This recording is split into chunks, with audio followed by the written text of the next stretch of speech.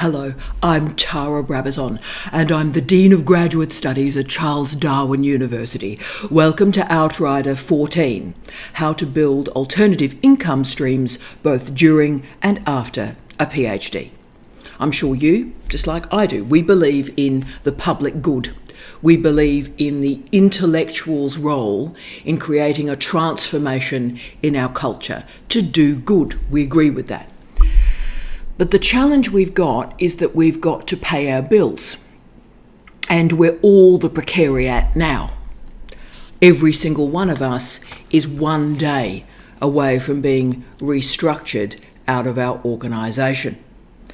Our institutions, no matter how much we believe in the project of a university, these universities have let us down time and time again. The precarious nature of the workplace, both inside and outside the university, means that we now have to think about very deeply alternative income streams, ways to receive money in return for our work. So that's what we're going to do here. This is the third instalment in our research dissemination trilogy, with enormous thanks to Ellen. It was brilliant. We're getting real here. So in this session, we are going to explore the next stage of research dissemination, how income streams can emerge from it.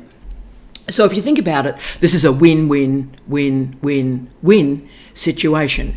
You have research, you're able to move it to diverse audiences, you select significant platforms that enable that dissemination, and you enhance the quality of public debate because you're enabling high quality information to move around diverse portals. That's tremendous. This is called a freemium model. That is, the foundation for your model is free, open access materials. Tremendous. But as content proceeds to move between diverse platforms, in some of those platforms you receive an income stream, frequently via a subscription model. So why is this necessary? Well, you know what? And a lot of people will disagree radically with what I'm saying today. But let me tell you something. Let's have a chat about capitalism, shall we? There are two groups in higher education at the moment. There's the tenured, stable staff who have been able to stay in one country throughout their entire career and not have to move between too many cities or locations to stay and work. So that group have had and continue to have a predictable academic career. Now that group is small and shrinking in size. But then there's another group that's living precariously, really suffering, managing unstable work, living away from family and friends, absolutely in despair, and grinding out a really unstable living. Now, the problem is that first group does not grasp or understand the despair of that second group. And this Outrider this week is for that second group, building an alternative income stream so that you can pay your grocery bills, so that you can pay your electricity bill. For this group, alternative income streams are not about being an influencer. That's the least of our worries. This is necessary for survival. And it's necessary for survival in a higher education system that will dump us by the side of the road as soon as look at us, okay? This Outrider therefore offers 10 strategies for you today, to knowingly and carefully build alternative income streams over time. Now, there's no make $1 million here. There's no get rich quick scheme here. But there is a recognition that the deterritorialization and disintermediation of media, so this is post-Web 2, post the read-write web, is providing new options and alternatives for you. You have a right to make a living, and you have a right to be recognised for your expertise. And remember, two of the most profitable companies in Europe are Springer and Elcevia. And why are they so profitable? Well, they charge author processing fees, and yet the peer review and the actual research and writing that academics do is provided for free. So their model makes incredible profit on the basis of free labour. And look, that free labour may have been all right in the past when we were dealing with a tenured academic workforce.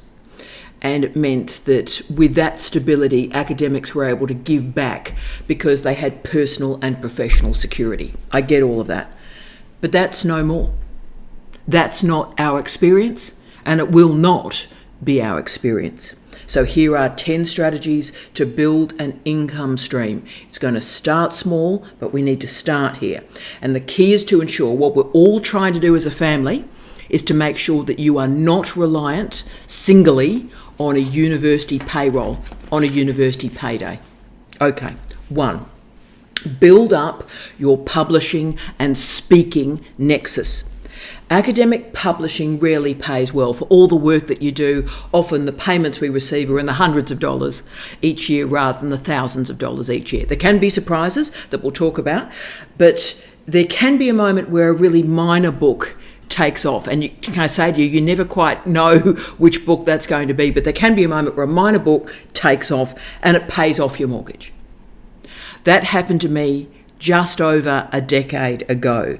So we were about to, because we've moved from, this is my late husband and my current husband, we moved from place to place to place. And as we were moving between jobs, we were having to discharge a mortgage, and they're always a mess. So we're having to discharge a mortgage and muck about with that at point of sale and then move to the next location.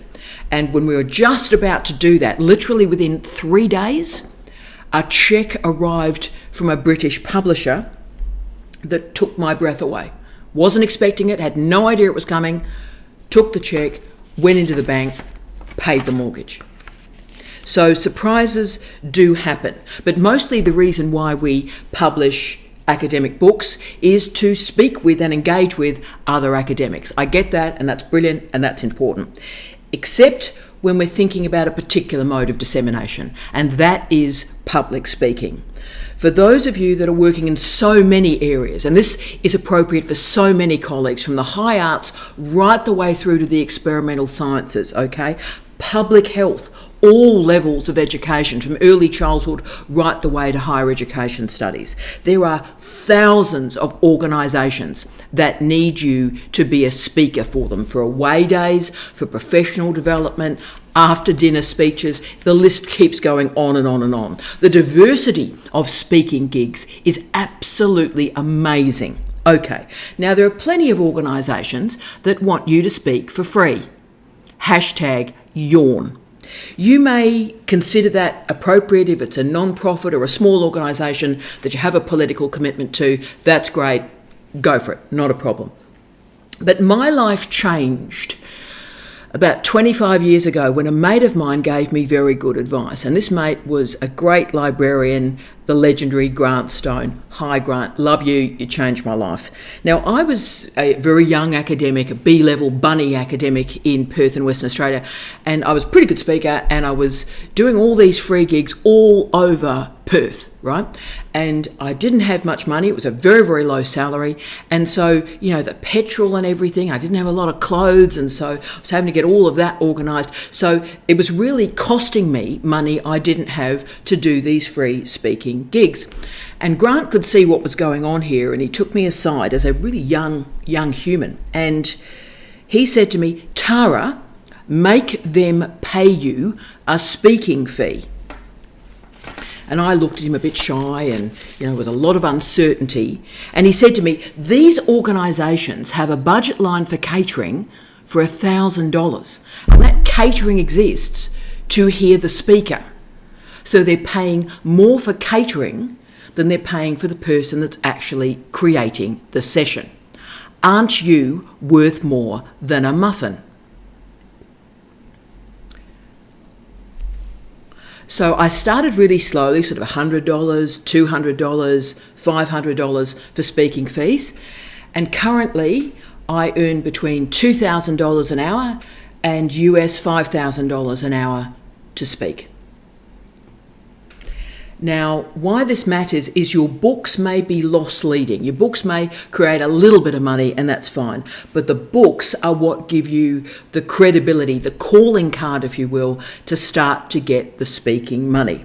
And this credibility will summon all sorts of alternative income streams that we're going to talk about. And remember, this is not free money. These people are paying you a fair amount of dough, so you have to write a bespoke speech, you have to know it well, and you have to deliver. You can't have any excuses, can't, oh, I'm feeling a bit sick. No.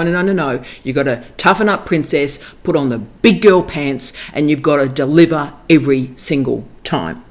And of course, then those speeches feed back and lift your book sales and create new public speaking opportunities. You can see what's happening here. And it's one of those weird situations that COVID and the Zoom-based culture only increased the international speaking opportunities that are available. Okay, so write well, write in interesting areas, and be ready to speak. Be aware of this alternative income stream that comes from books and public speaking. Don't do it for free. You are disrespecting your expertise. Aren't you worth more than a muffin? 2, paid journalism. Now, again, I know this is a controversial one, and there's a lot of conversation about the conversation. And now, I don't write for the conversation. I've been asked, obviously, but I don't. And I don't judge people that write for the conversation. I wish them well. People make choices in their lives, and I respect those choices. Cool. But I don't write for the conversation because they don't pay their writers. And again, all of this might have been okay when academics had a stable payday, right? We don't. The conversation is subsidised by public money. It's subsidised by our universities. And yet they don't use that subsidy to pay the academic authors that create their content. So academics are subsidising the conversation, and it wouldn't exist without us. Now, I write paid journalism. So I work very hard, I deliver on brief, I make sure that everything is working well. It's the best work I can do. And I write particularly for the Times Higher Education, wonderful organisation, work with them for well over a decade and a half now, maybe longer, and they pay me for what I do. And through much of my career, actually, I was delivering a weekly column for them.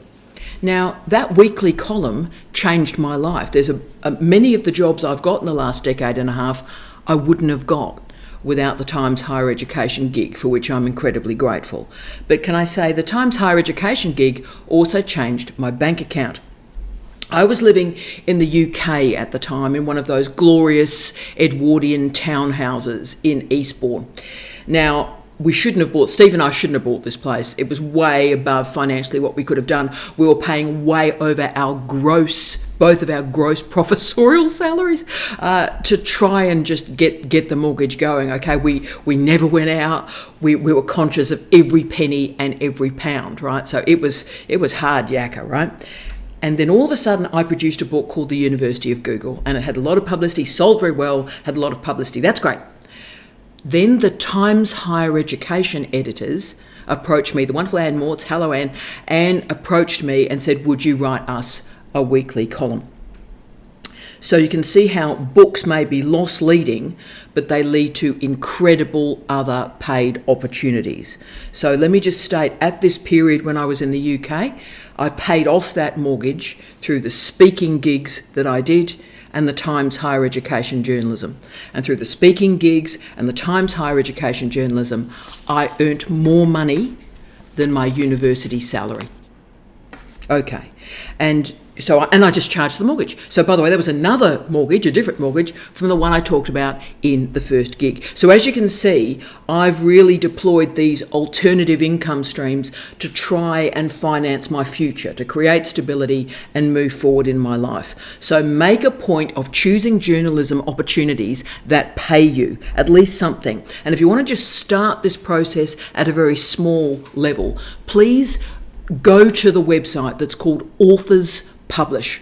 Authors Publish, and click subscribe, and they send a weekly newsletter out to you that lists all the paid writing opportunities that are available. Another option that's a little bit more involved, but I think is going to be quite an important moment actually, is the Artifice. Now, the Artifice have now made a decision to pay authors, which is fantastic, and they have strong peer review. It's an interesting project. I think the income stream will be slow, but I think it's important. I've been watching it for the last 2 years, and I think the Artifice is going to be important. But can I say, with Authors Publish, that great sort of subscription newsletter, I've used them now for about 4 years, and I've written, got paid, delivered on brief, but also, can I say, I've discovered all sorts of new publishers that I would never have heard of. So have a think about that. 3, speaking of paid writing opportunities, Substack subscription. Now, we talked about blogs a couple of Outriders ago, and blogs are important. Hi, Doug, keep it going, mate. But there's a strong strategy in a new post-Web 2 environment to combine the blog and the newsletter functionality with an income stream emerging from it. So Substack is a design infrastructure, and it enables subscription newsletters, and it delivers it to subscribers with a paid model for that subscription. So payment and analytics, which is also interesting, are available. So Substack is ideal for academics and researchers. It's been used heavily in North America already. Australia's a little bit behind in this story. So subject matter experts express their views and their knowledge on this platform for a paid audience.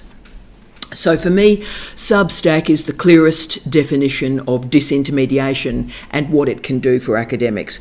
Authors are directly linked to their readers via this newsletter. So Substack from 2019 included podcasting into their suite of products. Video is coming. They also have a notes function on Substack to manage the mess that is now Twitter, nay Threads, nay I think it's X now. It's all going incredibly well. But the notes function on Substack is a way to enact microblogging as well, so watch that functionality.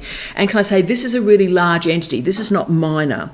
There are 500,000 paying subscribers on this platform right now. And the key with the business model is that writers receive 90% of payments. And how the payments are organised, remember, subscription model, it's $5 a month or $30 a year, right? So this is not an advertising fueled model. It is a solid and important foundation for your income generation. It's a growing service. Therefore, absolutely trial out your expertise on blogs. And then when your research reaches a crucial point, then move your skills to Substack and build a paid following. Here we go. 4, Authors Republic and audiobooks. So an audiobook is obviously an audio reading of a book. It has a fascinating history. It emerged in the 1930s. Like so many innovations in media and technology, it emerged as a service for the visually impaired, for the blind. So blind children, blind adults, the talking book arrived. Fantastic. And the American Foundation for the Blind and the Library of Congress were the leaders in this. What an incredible project this was and is. And these programs are extended through the Second World War as veterans returned blind or visually impaired from the war. And of course, they had no Braille expertise or Braille exposure. So audiobooks became incredibly important to the socialisation of returned veterans.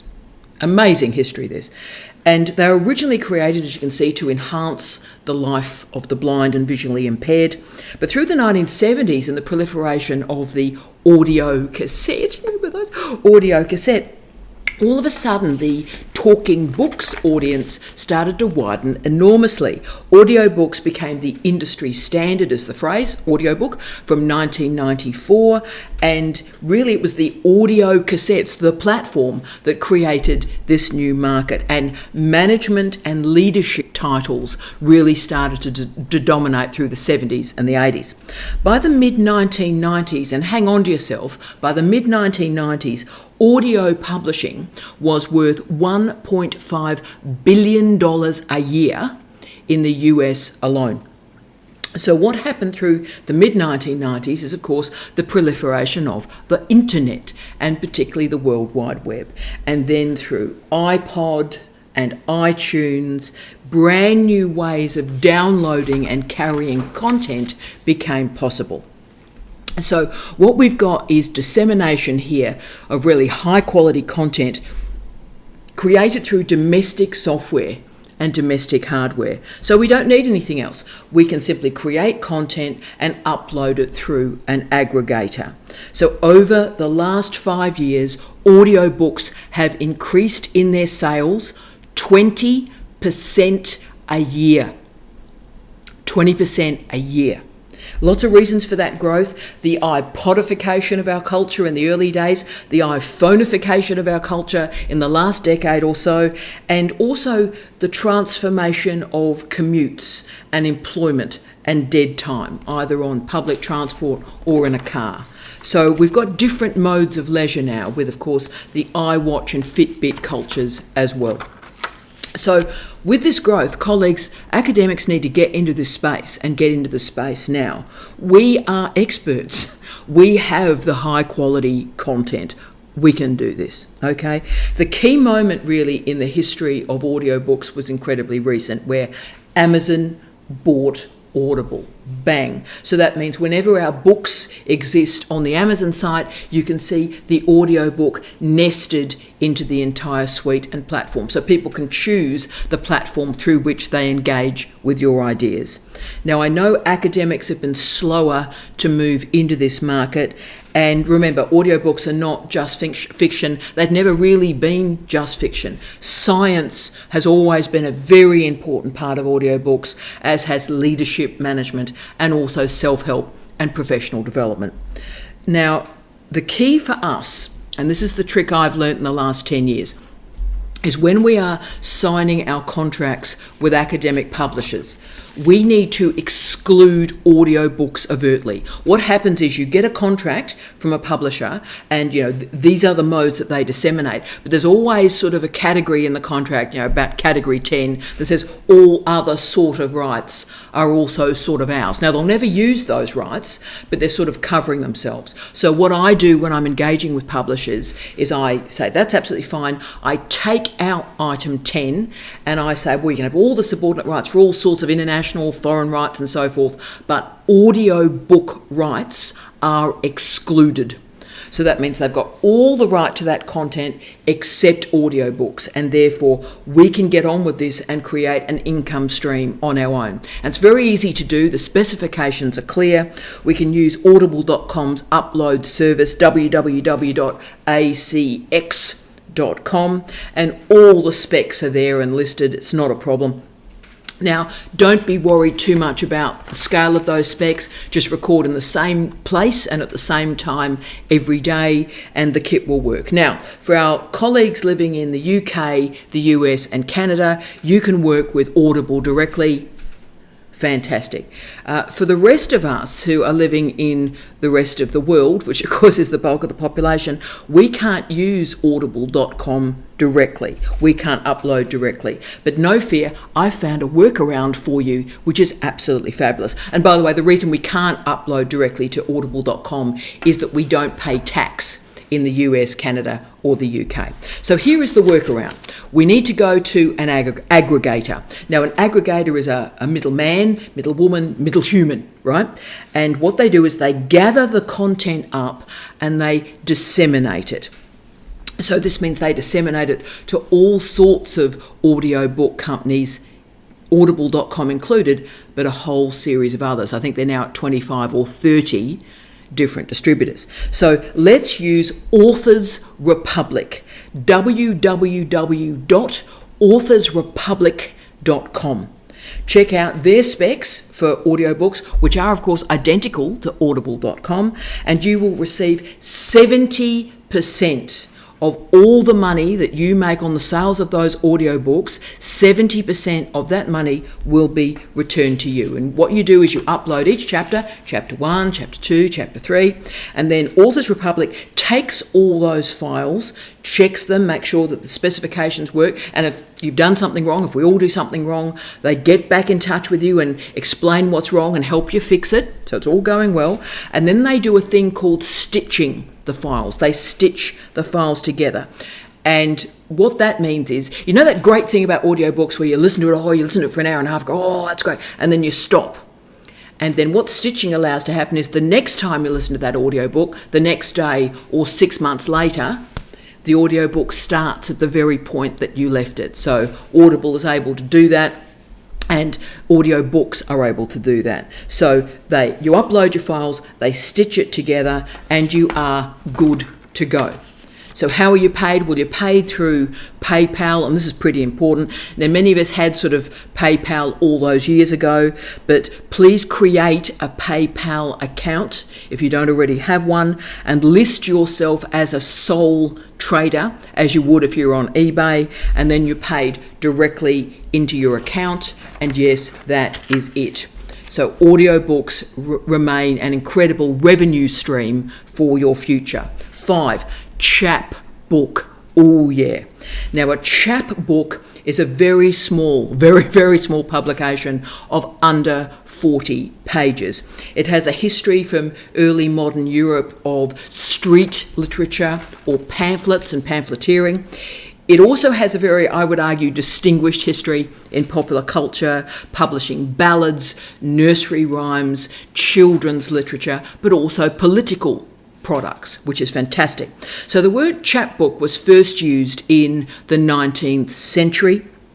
So this was intentionally reading material for working class people who could not afford a book. So this, through its history, it varied in length enormously from 4 pages to 40 pages, and of course sold millions of copies. Magnificently, there is this modern history of the chapbook. The chapbook is back. Poetry in particular has found this incredible new platform, and fanzines have discovered a new platform. And of course, we now have online chapbooks, or e-chaps. Okay, so Stephen King, of course, has used chapbooks to trial out some of his books. I think he did it particularly with The Plant. And in 2019, the New York Review of Books and Celadon Books used chapbooks as a marketing tool. So they took a portion of a book and sold it as a chapbook to promote the longer book. Very interesting. There are also specialist chapbook publishers, and they are amazing. Bad Betty Publishers, Rinky Dink Publishers, and Black Ink is an Australian example. So the chapbook may have a very interesting role in your income generation strategy. It is a calling card to promote your work. Think about all those publishing, public speaking interfaces we talked about at the start of this Outrider. But now let's extend this chapbook just a little bit to 6 short books as a speaking and consultancy calling card. This is so important, and indeed colleagues have asked me to do an entire Outrider on the short book, which I may do if we've got enough interest. But let's present the fundamentals here. So a short monograph is between about 22 and 40,000 words in length. So it's about 3 articles with an intro and an outro. These are a really important part of publishing now because they're linked strongly with the e-book. They dominate the e-book. And for academics, it gives us an incredible platform for these projects that are longer than an article, but shorter than 70 or 80,000 words. And there are a lot of projects in that space. So Leonard Cassuto in the Chronicle for Higher Education, way back, 2012, described, quote, the rise of the mini monograph, end of quote. So this movement is also described as short form publishing, with of course long form being the conventional monograph, 60 to 70,000 words in length. This mini monograph has a lot of fantastic characteristics. The publishing process is much, much faster. We're talking 12 weeks from zero to hero. It's accepted to be published and it appears. And that's incredibly important for so many topics. It means that topical research can remain topical. So often the mini monographs have a faster publishing speed than refereed articles. Wow. Now, in the old days, 10 years ago, a bookshop would have a lot of problems trying to sell a short book. Distribution would be a problem. But of course, that's not a problem on the Amazons. And it's not a problem for Apple. So Joseph Esposito used the great phrase that, quote, shorts are native to digital media, end of quote. The Kindle, the e-book have rendered all sorts of lengths fabulous and possible. So let's go through some examples if you're interested in this. Palgrave Pivot was, I think, the first publisher to do this, about 20 to 40,000 words, and the first Palgrave Pivot I saw was 2012. Emerald Points. Now, I've published 2 books with Emerald Points. I found them a very, very good publisher. So have a go with Emerald. They're interesting. Springer Brief. I've published with Springer Briefs 3 times. They've been transformative books in my career, and they have a deep commitment to all the disciplines, including the sciences. University presses are also part of this movement. So Stanford briefs run between 20 and 40,000 words in length. And Kate Weil stated that the same level of refereeing takes place in these Stanford briefs. But she argues that, quote, these are not brief books, but a new style of book, end of quote. Fabulous stuff. So she argues that these short books create new spaces for new types of academic writing. This is argument-driven writing. This transcends what we do. It's important. So if you want to claim a specialist space, offer an argument on a contemporary issue, present a coherent piece on a mode or a trope or a method, then this short book is really an option for you. But also remember, and my respect to everybody out there, I've been in this position. Say you're in a teaching only mode, say you're in a postdoc where you just got no time. I got into the short books when I was ahead of school. And basically I had no time except sort of the 2 hours in the morning when I got up sort of 2 to 4, right? And so I didn't want to give up on research. So the short book provided a really good project for me to do in difficult times. So do ponder that. And what happens is these books give you a front-loaded fee. So they pay you at the start for the book, and then you can build consultancies from it. 7, the YouTube Partner Program. For our visual crew thinking, am I going to open up a YouTube channel? Yes, open up a YouTube channel and enroll in the YouTube Partner Program. This means that creators are monetized. They're granted dough for the content that they create. You see, what happens on YouTube is advertisements are added to your product. Whatever you produce, like this video, whatever we produce, advertisements are added to it by YouTube, okay? And they add them anywhere. They add them in the middle, they add them at the start, they add them at the end, they do what they like. And the subscription model that YouTube has allowed is called a revenue sharing arrangement. This is the partnership program. So the moment you create a channel, please enroll. And the moment you reach, I think it's 1,000 subscribers and 4,000 viewing hours, you're able to get a monetized stream. Now, this is a low benchmark, so please enroll and wait for all the strategies that we've talked about here to gently and carefully build up your author platform. And then you have a control over your commercialization and an income stream. Because say you don't want to use any ads or commercials on YouTube. That's a great decision. No judgment, no stress at all. For some product, you don't want that. But remember, unless you are a partner with YouTube, they will add advertisements anyway, and in really bad positions. So the one thing about being a member of the partner program is you decide the commercialization of your product and where those advertisements go. Good option. 8, liberated syndication and perhaps partnering with the Substack podcast. Podcasting is important for thousands of reasons. One is as an income stream. Liberated syndication, or LibSyn, is a podcasting host company that was formed in 2004. Now, I joined them soon after they were founded, and I've stayed with them ever since. I have found them excellent. They are now the oldest podcast hosting platform and have delivered more podcasts to the world than any other company. It was developed wonderfully by PhD students at the University of Pittsburgh, and they used the phrase liberated syndication because they wanted the proliferation of multiple voices to exist online. Fantastic project.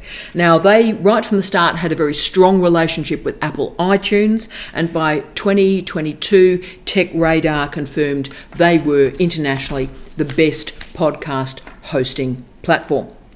They also sell podcasts to advertisers. They did that from 2007, and this is the important bit, by November 2021, LibSyn was of such a size that they were able to bundle up the smaller podcasters, including academic podcasters, and start to brand up and sell that product as a job lot to advertisers. So again, the advertising was stitched in to the podcast. So start your podcast, distribute it from LibSyn, and activate and select an income stream that suits you at this point of your life. 9, here we go. Society of Authors and Copyright Payments. Join the Society of Authors the moment that your first book is published. They work with copyright agencies to collect payments for your content. Full stop. We as creators, we as rights holders, receive a payment if our content is used, and particularly if it's used commercially or in governmental or educational fora. So join the Society of Authors, receive a payment, and I receive a nice payment every single year. 1 year, this is my third mortgage story. 1 year, this payment paid off my mortgage. I've only had 3 mortgages. All 3 have been paid off by things that I've done in my publishing life. And what happened was, in this case, this is a weird one. Exciting. An Australian university had overused my book, The University of Google. And what had happened was, in the old days, people may still remember the distance education packages? You know, people used to this booklet would suddenly arrive for distance education students, right? So what had happened is they had over photocopied beyond legal rights the University of Google over and over again for 10 years throughout all their distance education materials. So all of a sudden, this error was discovered, and a lump sum payment arrived for me, copyright, $25,000. If you say it quickly, it's still a lot of money. And I was stunned, and I was amazed firstly that an Australian university would make such an error, but still moving on. I drove to the bank, the cheque was sitting in the passenger seat, and I was shaking, and I went into the bank and I paid off the mortgage with that $25,000 cheque. So never underestimate the power of copyright payments. Also for Australians and for my non-Australian viewers, please check what's available in your particular nation and jurisdiction. But we have the Australian Lending Rights Scheme. Please remember this. So Australian authors are compensated for our loss of income through the free use of our work in Australian public and educational libraries. So for further information, go to lending rights at arts.gov.au.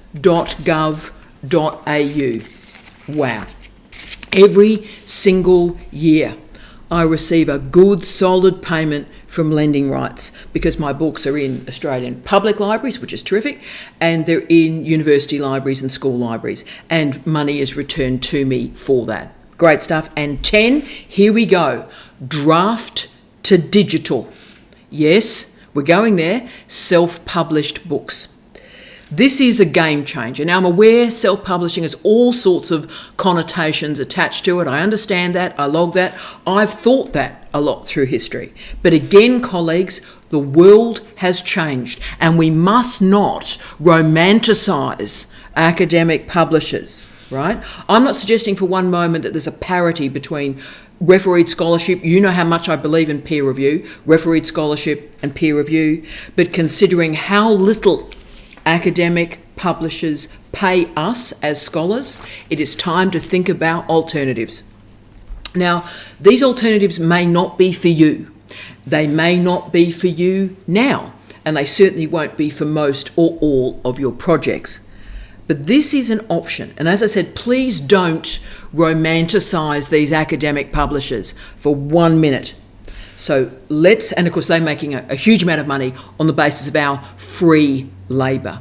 Okay, so draft to digital is a new publishing environment, house, infrastructure that has simplified the Amazon Kindle model even further, just really like Authors Republic did for audiobooks. So this is the moment for academic self-publishing.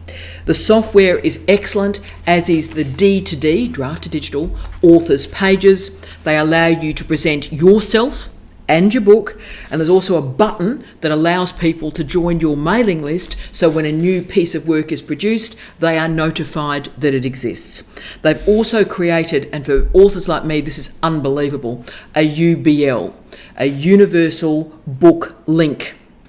So wherever a reader is in the world, they click that link and they can find where they can buy your book. Now, for people not in the United States, Canada and the United Kingdom, this is crucial. So my books sell all over the world through all the African nations, for which I'm incredibly grateful. And I've got a very, very large audience in the Middle Eastern nations, again, which I'm incredibly grateful for that. But it means, do I do a link in my books to, the US Amazon? Do I do the Australian Amazon? Do I do the Canadian Amazon? Well, the Universal Book Link allows, for those of us that do have an international readership, they can click that and find where our book can be. That's crucial, I think. Now, we pay income tax in our home country, but this book is distributed worldwide.